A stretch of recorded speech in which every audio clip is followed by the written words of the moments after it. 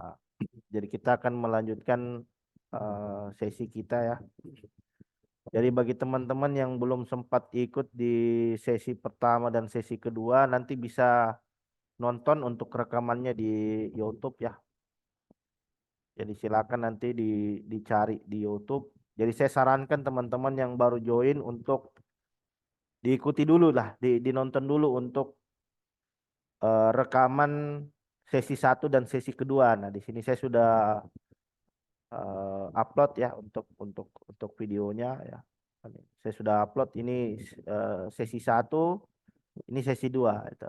Jadi setelah webinar yang ini nanti silakan nanti teman-teman untuk dinonton juga untuk sesi satu dan sesi keduanya gitu biar biar apa namanya bisa menyesuaikan dengan webinar yang sudah kita laksanakan di beberapa pertemuan ini ya. Eh, jadi untuk materi kita masih sama ya. Saya pakai W3 School ya di sini.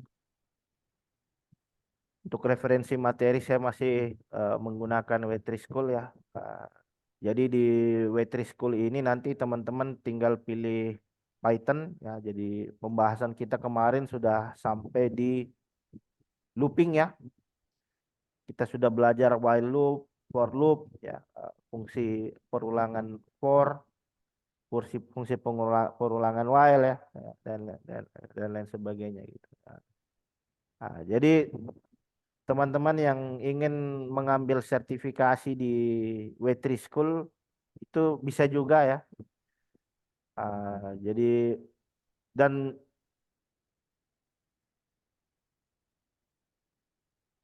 dan sertifikasinya itu biayanya kurang lebih sekitar $99 gitu kalau enggak salah dulu saya pernah ujian saya bayar sekitar $99 gitu. Jadi silakan nanti teman-teman dituntaskan dulu materi di W3 School ya. Misalkan eh, pengen certified, nah jadi tinggal diambil, nah, tinggal tinggal diambil di W3 School ini. Jadi ini contoh sertifikasinya. Nah, ini. Jadi ini contoh sertifikatnya, Certificate of Completion. Nah, ini yang ditebutkan oleh W3 School gitu. Certified Python Developer gitu. Ya, jadi lumayan lah buat apa namanya? Nambah-nambah CV gitu kan. Buat nambah-nambah CV buat eh, pekerjaan gitu. Nah, kalau memang betul-betul serius ingin mendalami bidang ilmu Python ini sebagai seorang programmer Python, ya saya sarankan teman-teman dituntaskan materinya, terus kemudian nanti tinggal ambil certified, nah, itu tinggal ambil certified. Nah, selain itu, selain dari W3 School, itu bisa juga di Python Institute ya. Ini kemarin kita tidak ada masa berlakunya, selamanya. Atau jadi kalau sudah lulus bisa dipakai terus. Gitu. Nah, beda kalau yang eh, ah, kalau kalau mau yang lebih advance-nya lagi nanti bisa ambil di Python Institute ya di sini. Jadi ada roadmap-nya. Ini kemarin sudah sempat saya bahas juga di sesi satu dan 2 ya. Misalkan kalau untuk yang general ya, general untuk keperluan purpose programming itu nanti ada level entry, associate, profesional lah ini. Jadi bisa bisa mulai dari yang PCAP dulu ya, PCAP, terus kemudian lanjut lagi di apa namanya, pickup ya, pickup. Ini untuk level associate. Kalau yang profesional ada PCPP ya, PCPP itu. Nah, terus misalkan kalau misalkan kalau Python-nya untuk data science juga ada itu. Ada piket, ada piket. Jadi ini menurut saya worth it lah, menurut saya worth it sekali lah di industri ya bagi teman-teman yang memang ingin serius terjun sebagai seorang Python developer gitu. Ah, karena hampir sebagian besar materi yang ada itu ya sesuai dengan standar industri gitu. Jadi sertifikasinya diakui lah, direkognisi ya, oleh industri gitu kan.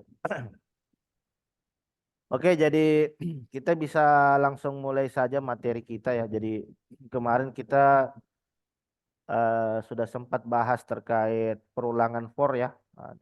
Ada perulangan for. Eh, jadi untuk editornya sendiri masih sama ya. Jadi kita tinggal melanjutkan saja sih sebenarnya yang kemarin. Jadi kemarin kita sudah sampai di latihan latihan 6 ya ini. Kita sudah ada di latihan 6. Sebentar. Oh, sorry. Sudah latihan 10. Ini. Sudah latihan 10 bikin perulangan menggunakan while ya. Kemudian ada eh, perulangan while dengan fungsi break. Ada perulangan while dengan fungsi continue ya, dan lain sebagainya. Ada. Jadi untuk outputnya sendiri saya pakai CMD ya, command prompt. Jadi teman-teman yang ingin mempraktekkan sesi materi kita bebas ya. Anda bisa pakai Sublime ya, atau bisa menggunakan PyCharm ya. Jadi bisa pakai PyCharm ya, atau menggunakan editor yang lain gitu. Tapi di sini saya pakai eh, Sublime nggak ada.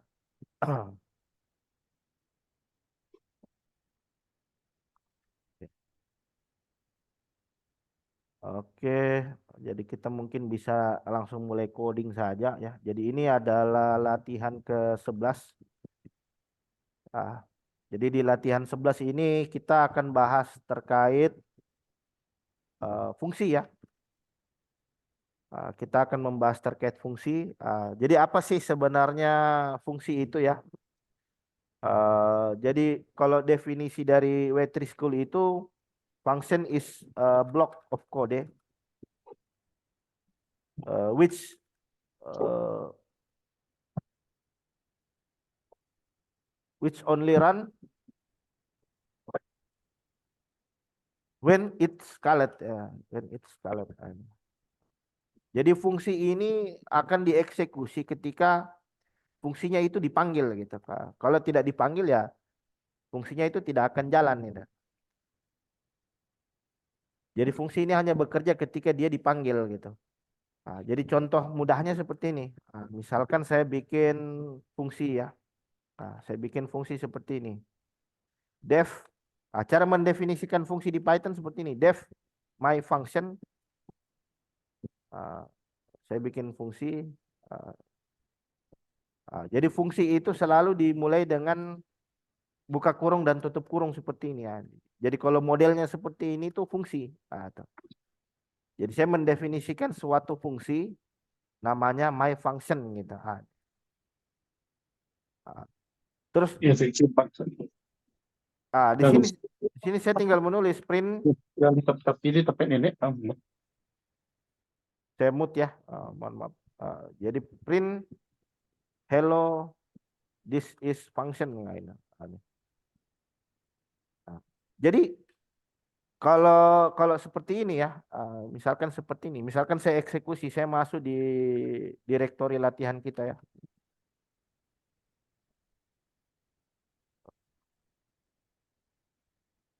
Jadi ada latihan 11 ya ini, latihan 11. Python latihan 11. Nggak running dia, tidak menampilkan output. Kenapa? Karena fungsinya ini belum belum kita panggil gitu ya. Jadi cara panggilnya caranya gimana? Ya, jadi kita tinggal tulis my function ya. My function. Nah, nah. Jadi ini statement ini itu memanggil fungsi, memanggil fungsi yang ada di atasnya gitu. Yang mana isi fungsi ini berisi perintah untuk mencetak hello this is function. Nah itu. Ini. Jadi kalau begini baru Python lat 11. Kalau begini baru dia tereksekusi. Kenapa? Karena kita panggil gitu. Jadi selama kita belum panggil fungsinya ya dia tidak akan dieksekusi gitu kan. Terus Ini cara definisi fungsi. Ya. Ini cara definisi fungsi. Kemudian ada juga fungsi dengan argumen. Artinya di dalam fungsi itu kita bisa memasukkan suatu nilai. Gitu. Jadi misalkan saya mau buat seperti ini, def uh, my function 2 gitu. Function 2. My function 1 gitu misalkan. Biar biar ini biar beda dengan yang di atas ya. Ya. Jadi saya bisa begini, print. Jadi saya bisa seperti ini, memasukkan argumen di dalam gitu. Saya bisa memasukkan argumen di dalam fungsi gitu. Misalkan fname gitu kan, variabel name ada. Atau saya tulis argumen gitu. Argumennya apa gitu kan? Argumen. Itu. Jadi print nama saya adalah gitu. Saya kasih titik 2. Kemudian di sini saya tinggal panggil fungsi argumen ini. Di sini saya tulis argumen gitu. Enter. Nah, jadi cara-cara menggunakan kalau fungsinya seperti ini, berarti kita my function 1, terus kita tinggal masukkan argumen di dalamnya. Argumennya apa? Clue misalkan. Jadi kalau argumen ini selanjutnya nanti akan dieksekusi oleh fungsi dan ditampilkan suatu teks, yaitu nama saya adalah itu. Nama saya adalah argumen ya, merujuk pada argumen yang kita lewatkan di dalam fungsi tersebut. Itu. Jadi kalau di sini saya tinggal oke, sebentar ada. Oh, dipisahkan oleh koma sebentar. Ini ada komanya ini. Jadi bisa kita pakai plus, coba plus.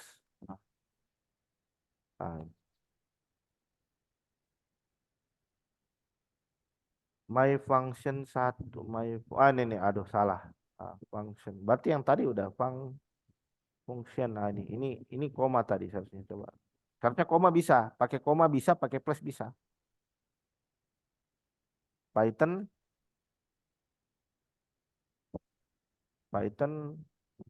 my Python latihan 11 ada. Ini. Nama saya adalah Kluk. Jadi apa yang kita masukkan di sini nanti akan dieksekusi di dalam fungsi. My function. Zulkifli.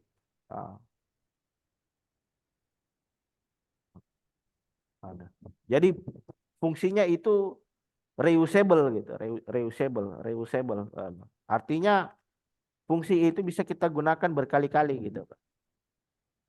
Bisa kita gunakan berkali-kali.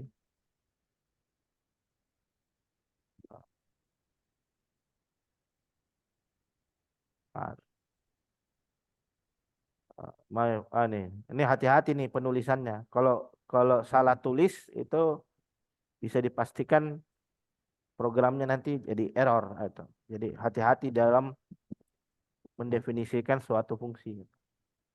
Jadi ini adalah contoh cara merepresentasikan suatu fungsi di dalam argumen ya, dengan menggunakan argumen ya. Cara mendefinisikan fungsi dengan argumen. Jadi kita bisa memasukkan suatu nilai untuk selanjutnya diproses oleh suatu fungsi tertentu gitu. Dan argumen ini dia bisa lebih dari satu gitu. Jadi tidak ada batasan berapa jumlah argumen yang bisa kita masukkan. Misalkan fungsi dengan banyak argumen gitu kan. Ini saya copy aja nih. Bisa. Misalkan argumennya mau lebih dari satu bisa. Argumen 1 ini argumen 2. Ini my function 2 misalkan. Misalkan nama depan Anda adalah Ini argumen satu. Jadi di sini bisa pakai koma, bisa pakai plus, ya, bebas gitu. Jadi pemisah antara satu statement dengan statement yang lain kalau dalam Python itu dia dipisahkan oleh koma ya. Nah, ini print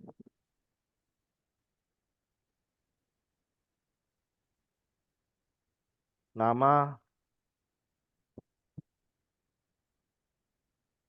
argumen 2.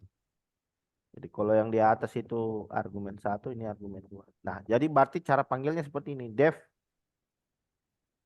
my my function 2. Jadi saya tinggal masukkan di sini.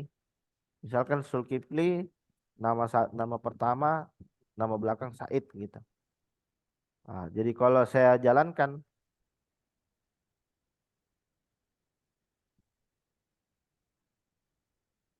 nih. Jadi dia akan secara otomatis ini. Nama depan Anda adalah Zulkifli, nama belakang Anda adalah Said gitu. Jadi dia bisa lebih daripada satu argumen. Nah, nah bisa juga misalkan kalau dalam satu baris kita buat seperti ini juga bisa. Nama depan Anda adalah argumen 1, terus koma lagi, nama belakang Anda adalah koma lagi di sini, koma lagi argumen 2. Itu. Jadi dalam satu baris atau jadi dalam satu baris kita bikin kita memanggil 2 argumen ya, dalam satu baris fungsi ya. Tuh. Nah, ini. Nama depan Anda adalah Zulkifli Said, nama belakang Anda itu. Atau bisa kalau mau ada baris berikutnya kita bisa plus n gini. Nah, plus n ini artinya new line. Nah, itu. Jadi turun dia nama depan Anda. Karena jadi dia turun karena ada simbol eh, apa ini bukan backslash ini artinya apa ini? Lupa saya istilahnya. Ini. Artinya menandakan bahwa ini adalah baris baru. Gitu. Kalau ini saya hilangkan, ini jadi satu baris. Gitu. Nah, ini jadi satu baris dia. Gitu. Jadi biar ada pemisah nanti bisa pakai seperti ini. Ini artinya new line. Nah, jadi ini untuk fungsi dengan lebih dari satu argumen gitu. Fungsi dengan lebih dari satu argumen. Jadi kalau kita mendefinisikan fungsi lebih dari satu argumen, itu artinya nilai yang kita masukkan itu harus sama jumlahnya dengan argumen yang kita tentukan. Jadi misalkan kalau di sini saya katakan ada 2 argumen, kemudian di sini saya masukkan 1. Nah, apa yang terjadi? Ya, tes error dia. Error. Kenapa? Karena kita miss satu argumen gitu kan. Missing one require position argument. Jadi kurang satu jumlah argumennya itu. Jadi jumlah argumen yang kita masukkan dalam fungsi itu harus sesuai ya.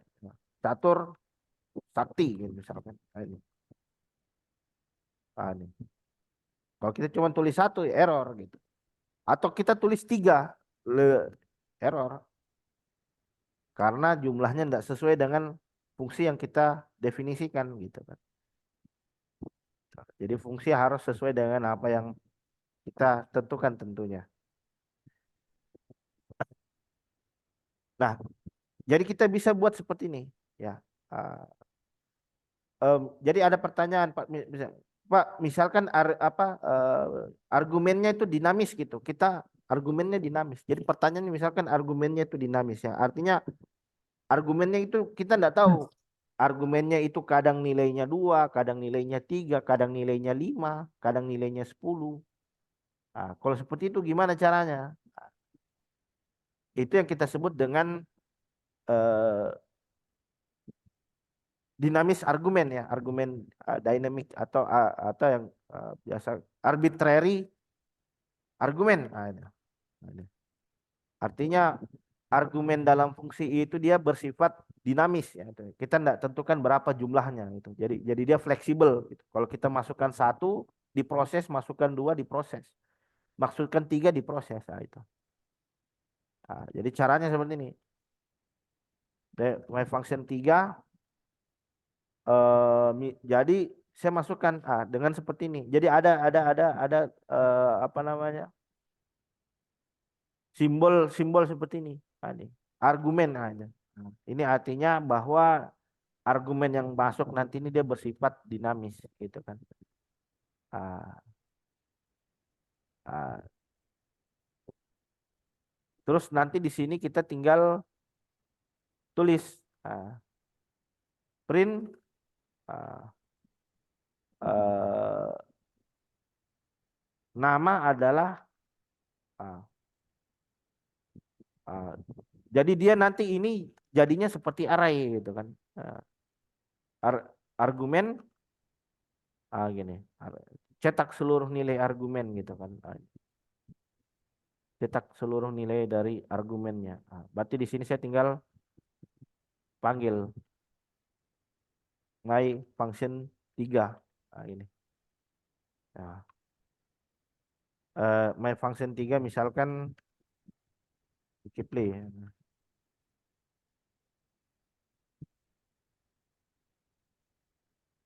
Oh, bentar. Oh, lupa ya. Di sini harus ada titik duanya ini. Jadi dikasih tahu ini ada error setelah argumen. Nah, di sini kita lupa kasih titik dua seperti ini. Ini.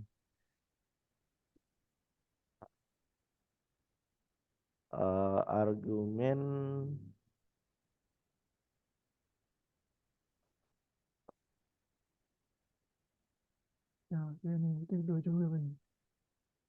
nih. Nih. Zulkifli kan. Dia di print argumennya. Jadi kalau misalkan kalau dua, dua,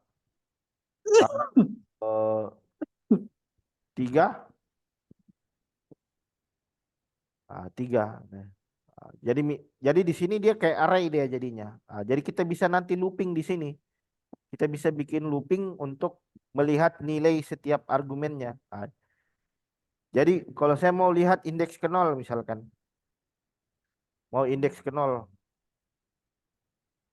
keluarnya Zulkifli, ya, keluarnya Zulkifli. Kalau saya mau argumen pada indeks ke 1, Said gitu. Kalau saya rubah di sini jadi 2, berarti dia ambil yang Kendari.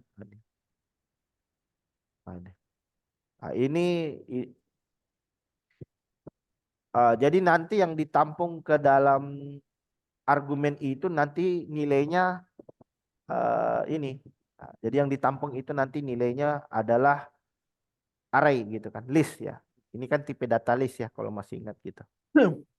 Jadi kalau pengen ngelihat nanti setiap isinya kita bisa dengan apa namanya? Kita bisa dengan melakukan looping gitu. Terus kita print setiap indeks yang ada di dalam argumen tersebut. Gitu.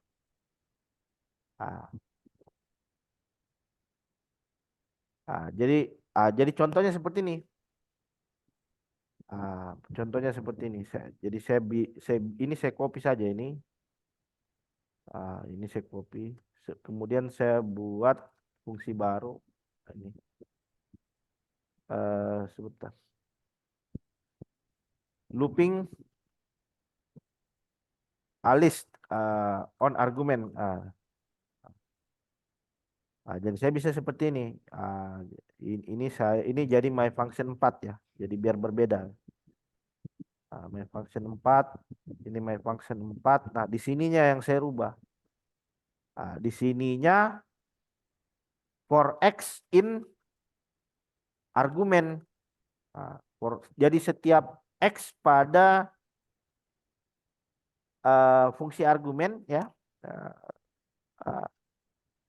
Terus saya tinggal print nilai X-nya atau print untuk setiap nilai X gitu.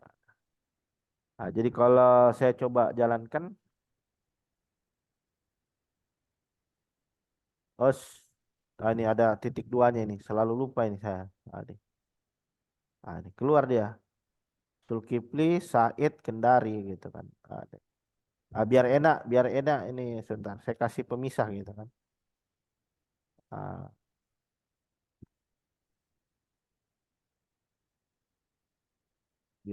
biar enak saya kasih pemisah ini. Ini fungsi satu, fungsi dua, fungsi tiga. Ini. Ini. Nah, ini fungsi ini fungsi satu, dua, tiga. Yang ini kan, yang keempat ini kan. Saya masukkan Zulkifli. Jadi setiap ada eh, nilai yang dimasukkan nanti dia akan ngeprint berdasarkan indeksnya. Ada Zulkifli, Said, Kendari gitu.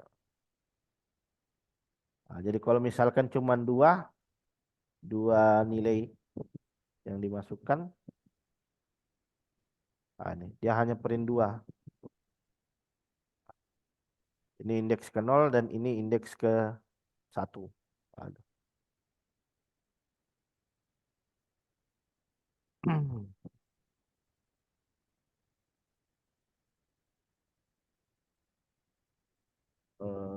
Kita coba print argumennya juga gimana? Kalau kita print argumennya juga gimana? Enggak bisa. Kalau print argumen ngeprint semua ini.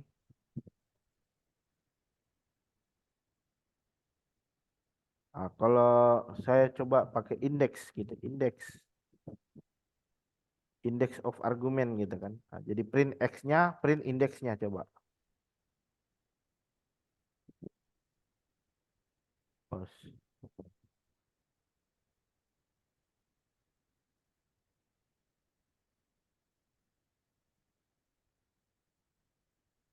dah, ini nanti saya coba ini. Jadi begini ya. Ah, jadi begini ya, ya. Jadi kalau seperti ini tidak ada batasan itu,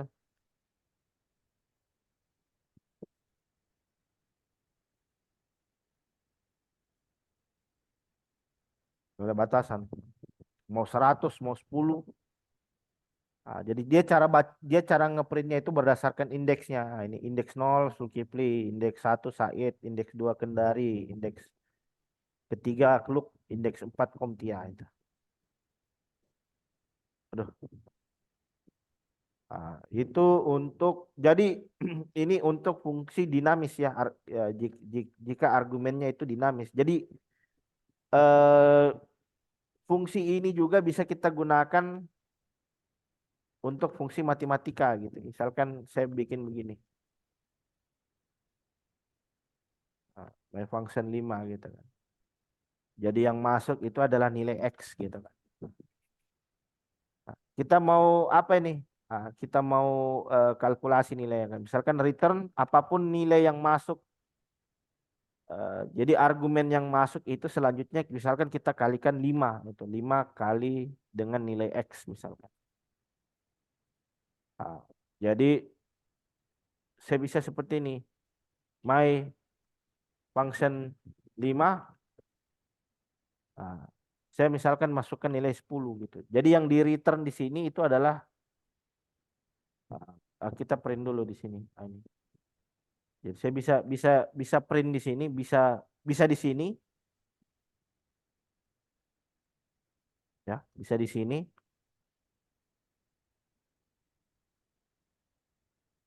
50 ya.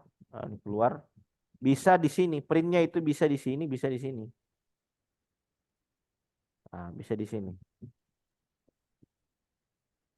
Coba di sini. Return print, ini print. Coba. Let's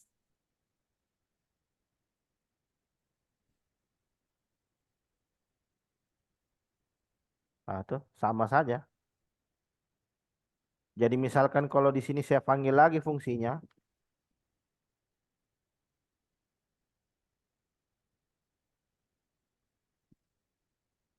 berarti 125 kali Fangtino lah ini.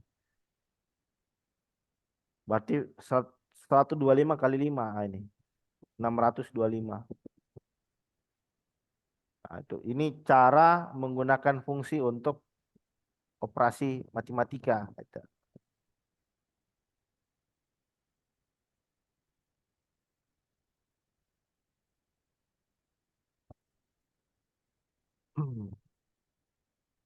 Nah, jadi itu terkait penggunaan fungsi di dalam Python ya. Nah, jadi ini sebenarnya masih banyak lagi nih contoh penggunaan fungsi ya, studi kasusnya gitu. Ah, jadi kita lanjut lagi. Jadi ada juga di dalam Python itu yang kita sebut dengan fungsi lambda. Itu. Jadi di Python ada juga yang kita sebut dengan fungsi lambda atau yang kita sebut dengan lambda function. Itu.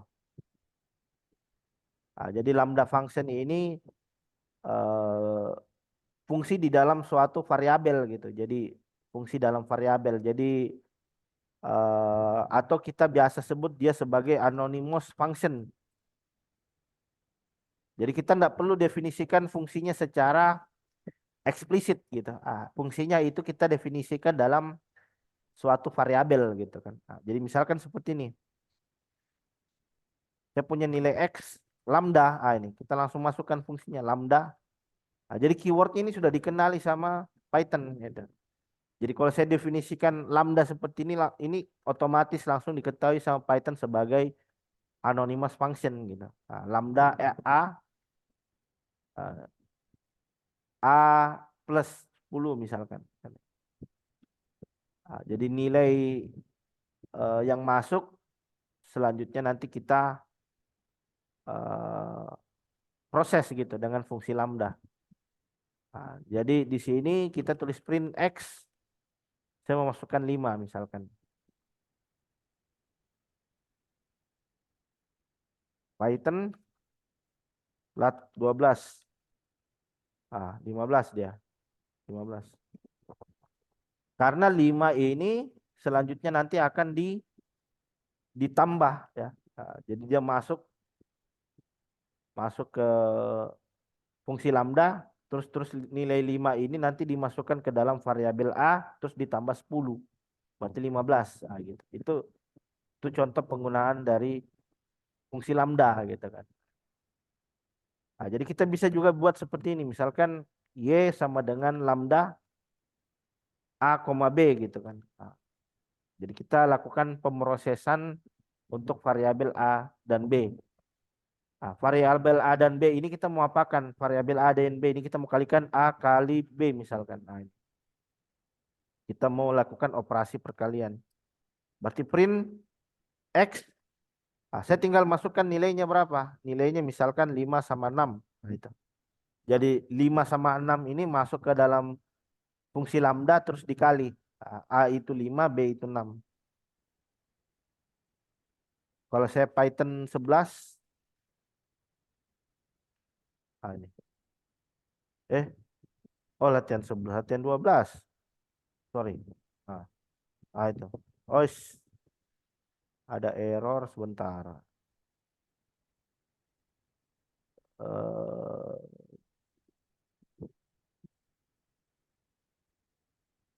ini.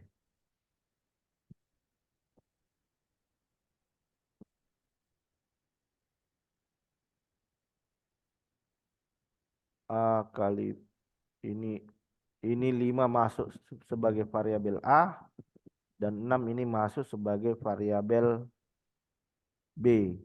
Ya. Oh, ini yang salah ini. Ini yang salah. Di sini kita Y, tapi di sini kita tulis X. Jadi tidak ketemu variabelnya. Dia malah pakai variabel dari fungsi yang ada di atas. Jadi ya enggak seperti itu. Berarti di sini kita harus ganti Y juga. Python lat 12. Ini baru keluar. Jadi kalau yang fungsi pertama itu fungsi untuk operasi penjumlahan, dan fungsi lambda yang kedua ini adalah untuk operasi perkalian. Nah, itu. Jadi beda beda dengan cara tadi. Kalau yang tadi kan kita definisikan secara eksplisit gitu kan. Def eh, def kali misalkan ini. Nah, kalau kalau yang fungsi standarnya seperti ini. Berarti di sini tinggal kita return A, ini A, B kan. Nah, di sini A kita kali B. Nah, print, sorry, kali, ini kali, fungsi, ini biar enak, fungsi kali gitu kan. Fungsi kali, yang mau dimasukkan apa, 5,6, gitu. Terus di sini outputnya kita print.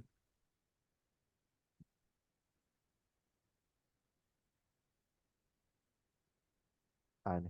Sama, ya, sama, mau sama-sama nilainya 30. Cuman yang membedakan cara pendefinisiannya. Nah, ini adalah fungsi standarnya, ya, cara mendefinisikan fungsi standar di dalam Python. Sementara ini adalah fungsi lambda, ya, fungsi anonymous. Gitu. Nah, ah,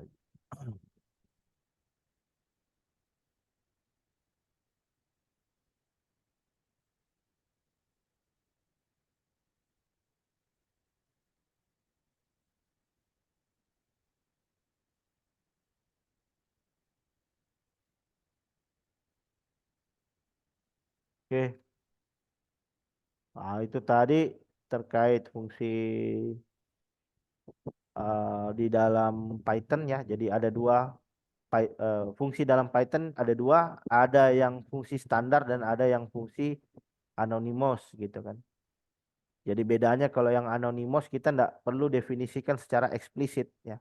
Jadi kita tinggal selipkan saja keyword lambda, ini langsung dikenali sama Python sebagai fungsi anonymous, ya. Nah, kemudian lanjut lagi kita masuk ke latihan 13, ini membahas tentang array, ya, Python apa list, ya.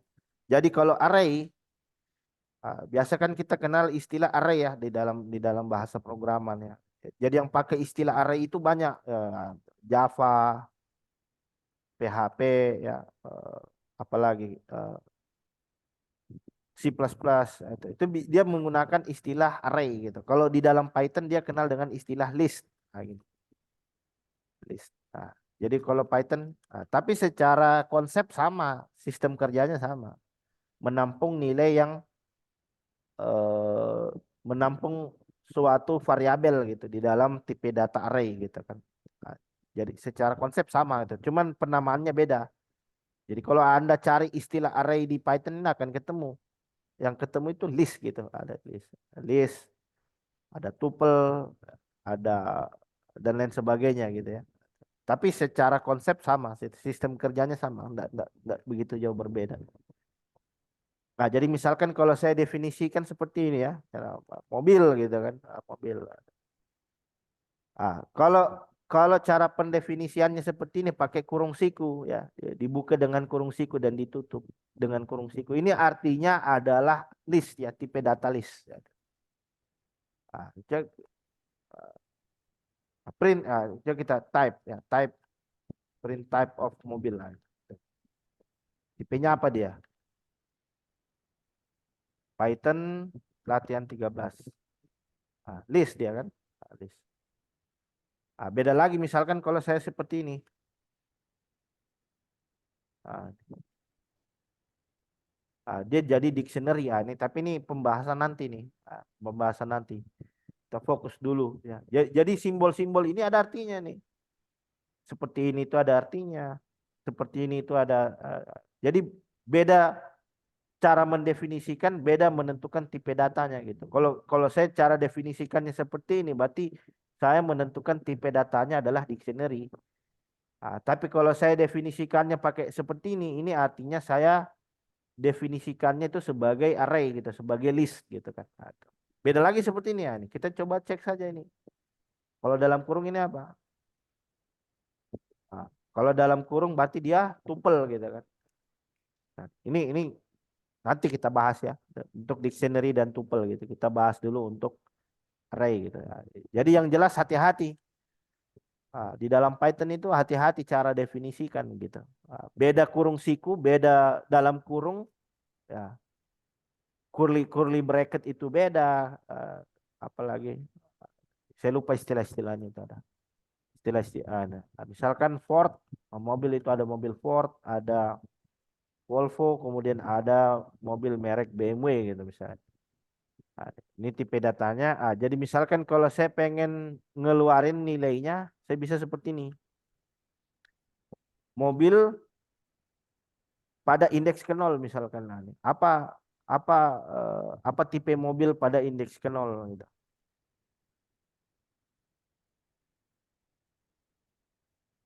Ah, ini. Ford, nah, merek Ford. Gitu. Kalau yang jadi bisa seperti ini. Satu. Nah, kalau satu ya kan ini indeks nol Volvo berarti satu Volvo merek Volvo. Ah, Volvo. Nah, bisa juga seperti ini. Kita masukkan saja di dalam terus dipisahkan dengan koma gitu kan. Nah, ini. Ah, keluar dia. Ford, Volvo itu. Ah. Jadi apa namanya? Jadi list itu bersifat mutable gitu. Ah, bersifat mutable. List list bersifat mutable. Ya, artinya apa? Artinya nilai yang ada di dalam list ini itu bisa saya modifikasi nilainya gitu. Bisa saya rubah gitu kan. Itu dia sebut mutable gitu. Beda halnya dengan tipe data yang lain ya. Tipe data yang lain itu ada yang bersifat immutable ya. Artinya nilai yang kita definisikan di dalam tipe data tersebut itu dia paten gitu. Nggak bisa kita rubah gitu. Nggak bisa kita ganti nilainya. Nah, kalau ini bisa kita ganti nilainya. Caranya seperti ini. Misalkan saya kasih mobil nol ya. Tipe data mobil nol. Mobil pada indeks ke nol ya. Mobil pada indeks ke nol itu saya ganti dengan Toyota misalkan. Jadi kalau saya print mobil nol.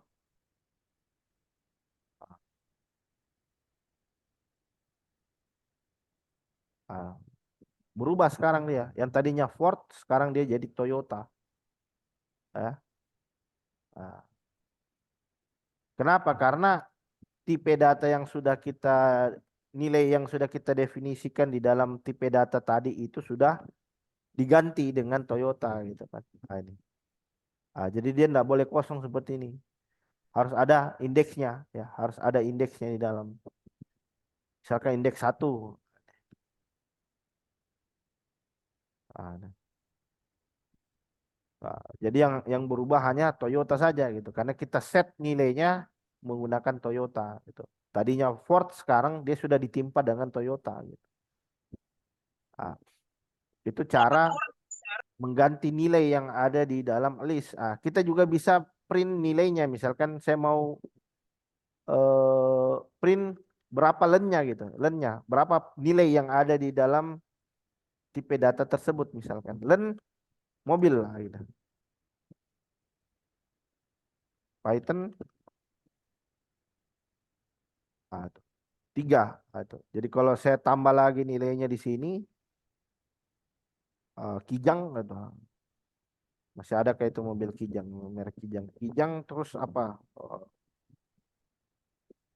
Vansa gitu. Jadi kalau kita tes, nilainya sekarang jadi 5. Karena apa? Karena kita sudah tambahkan 2 nilai gitu. Jadi dia bisa mengetahui kita bisa tahu berapa jumlah nilai di dalam arraynya itu gitu.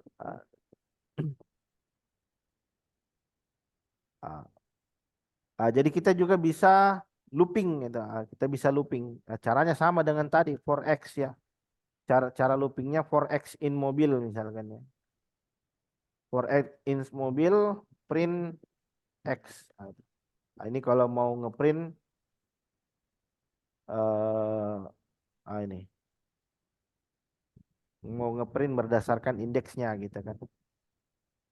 Nah, jadi kalau ingin lihat apa saja fungsi di dalam apa namanya list ini bisa seperti ini Python. Terus tinggal ditulis dir list. Dir dir list.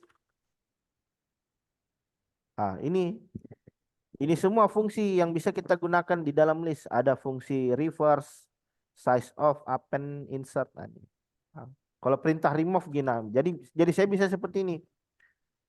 Mobil titik remove. Misalkan yang mau saya remove itu merek Ford. Berarti kalau di sini saya print len-nya, berarti kurang ya. Berarti kurang sekarang. Yang tadinya 5 jadi kurang. Kenapa? Karena saya masukkan perintah remove gitu. Nah, jadi nah, sebentar. Mobil ini Ford X. Oh ini harus indeksnya ini. Nah, ini harus indeks ini. Cara coba pakai 0 gitu. Remove 0. Oh, sebentar, salah juga. List X is not in list. Sebentar. Line 13. Yang ini. Mobil. Oh, iya iya iya iya. Kan sudah saya salah. Jadi dia cari Ford ini udah benar ini. Udah benar. Nah, dia cari Ford tapi tidak ketemu. Kenapa tidak ketemu? Karena Ford ini sudah diganti dengan Toyota sebelumnya kan. Berarti di sini saya bisa Toyota atau mungkin saya hapus tipe mobil yang lain, misalkan Volvo. Keluar. Jadi 4 sekarang. Kan tadinya dia 5 jadi 4. Kenapa? Karena Volvo ini sekarang sudah saya hapus. Kalau kita mau buktikan, nah di sini tinggal kita seperti ada, seperti ini aja. Biar enak, ada pemisah. Itu.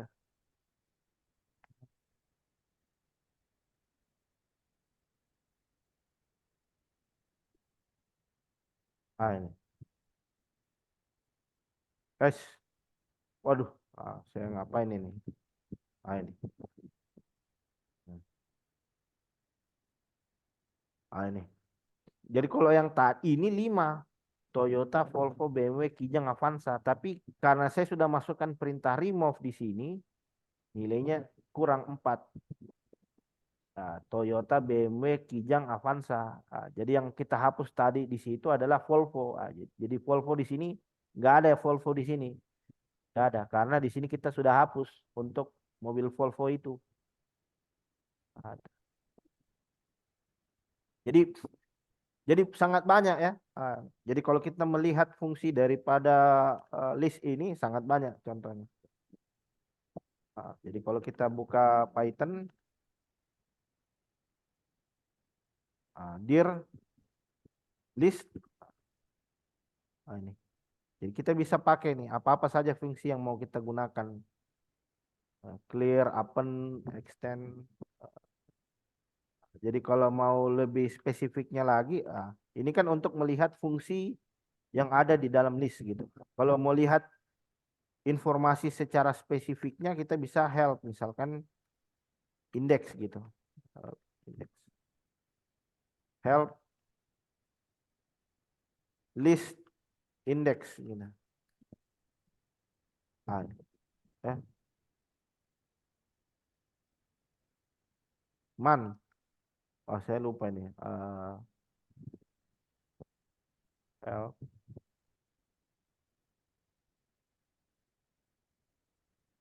Call.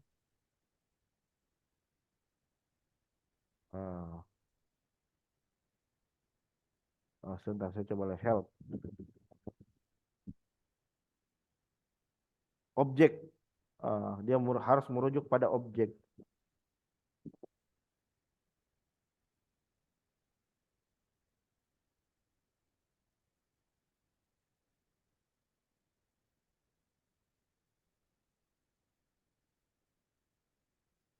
Ya, nanti kita coba cari tahu lah ya. Jadi bisa dir ya, untuk sementara dir dulu. Dir bisa list. Ini untuk fungsi list. Terus bisa dictionary. Ini untuk dictionary dan lain sebagainya.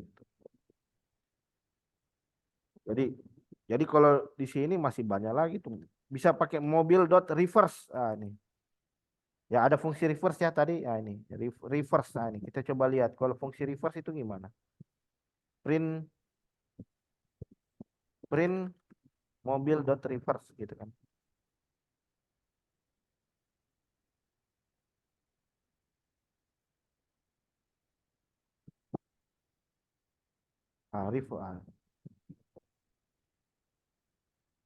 Toyota mobil dot reverse.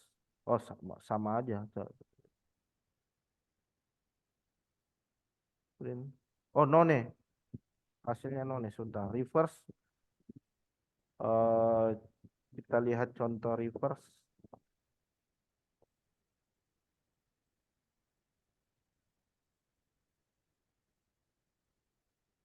Ah,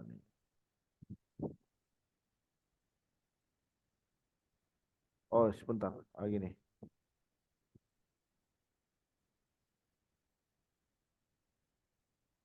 Ini ganti dulu lah. Motor coba. Motor.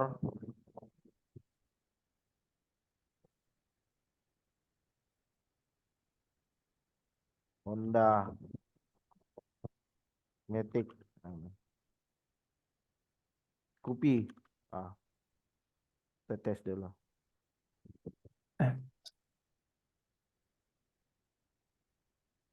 S print.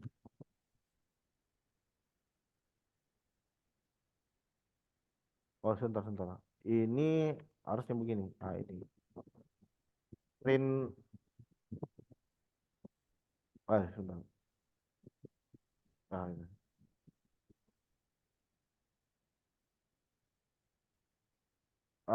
None sebentar.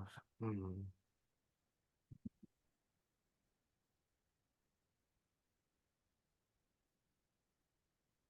Oh, caranya begini, sebentar. Tidak bisa ini nggak bisa. Kita reverse dulu ya. Sorry. Ini caranya kita reverse dulu, baru kita print. Ini. Jadi dia nggak bisa langsung di print ya. Sebentar. Coba. Itu baru keluar. Ini kan sebentar. Ini. Ini. Ini sebelum di reverse. Honda Matic Scoopy. Setelah saya masukkan perintah reverse, berarti kebalik sekarang. Yang tadi Scoopy itu ada di akhir, sekarang dia di awal. Scoopy Matic Honda. Jadi enggak. Jadi kalau saya print langsung di dalam sini enggak bisa gitu. Jadi harus di reverse dulu baru di print gitu. Jadi kalau di sini enggak bisa dicoba. Jadinya none tadi. Jadinya none. None kan enggak bisa. Jadi enggak berlaku fungsi print di dalam fungsi reverse gitu. Harus di luar dulu gitu.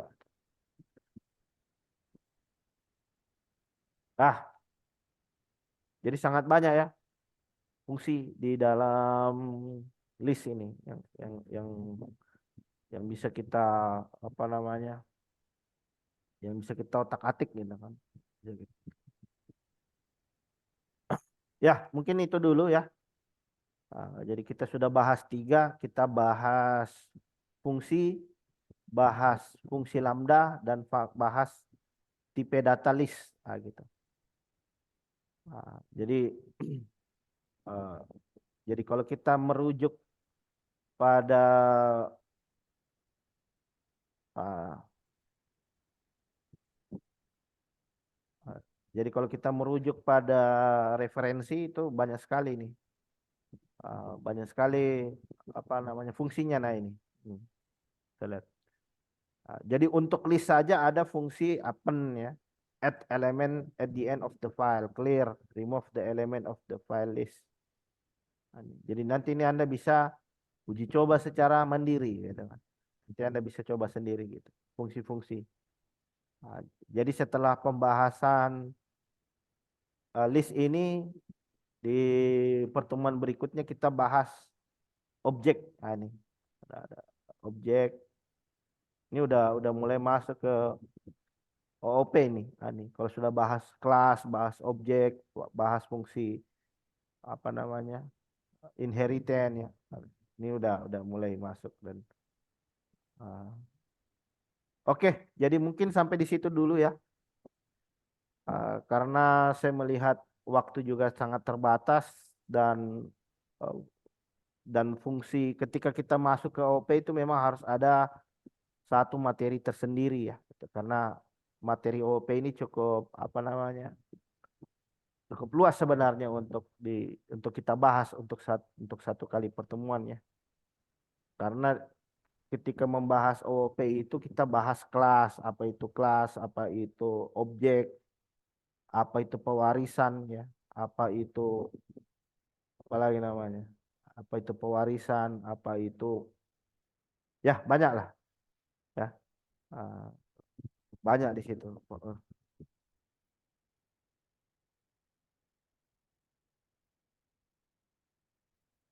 Ya, ya rekaman ada nanti Pak. Saya kirim ya. Salah ada saya kirim nanti rekaman. Jadi jadi sebelumnya mohon maaf ini karena seharusnya malam ya. Seharusnya malam agenda kita seharusnya malam. Cuman karena apa namanya? Sebentar jam 3 ini saya harus berangkat Surabaya ya.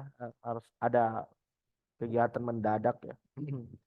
Jadi untuk kegiatan kita yang seharusnya di malam hari ini ya saya majukan kita laksanakan di jam 10 ya. Dan insya Allah nanti next kita akan lanjut lagi untuk di sharing session minggu depan ya.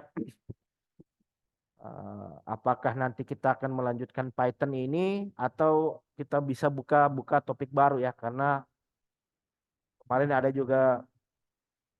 ada beberapa anggota grup juga yang ingin berbagi ya, mau sharing-sharing juga. Jadi nanti kita coba kondisikan ya ada Mas Lorenz ya ada Pak Dedi ya. Jadi banyak teman-teman yang ingin mengisi juga gitu ya. Jadinya kita coba kondisi.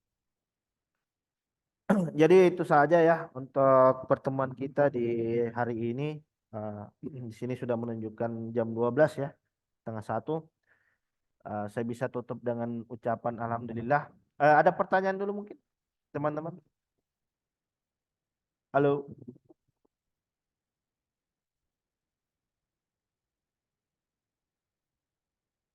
halo, ada pertanyaan? Halo,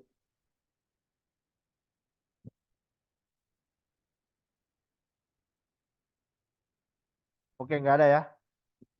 Oke nggak ada. Terima kasih banyak. Saya bisa tutup dengan ucapan alhamdulillahirabbil alamin. Wabillahi taufiq wal hidayah. Assalamualaikum warahmatullahi wabarakatuh. Waalaikumsalam. Terima kasih Pak Zul. Sama-sama Pak, sama-sama. Mohon izin lift ya. Terima kasih semuanya. Terima kasih.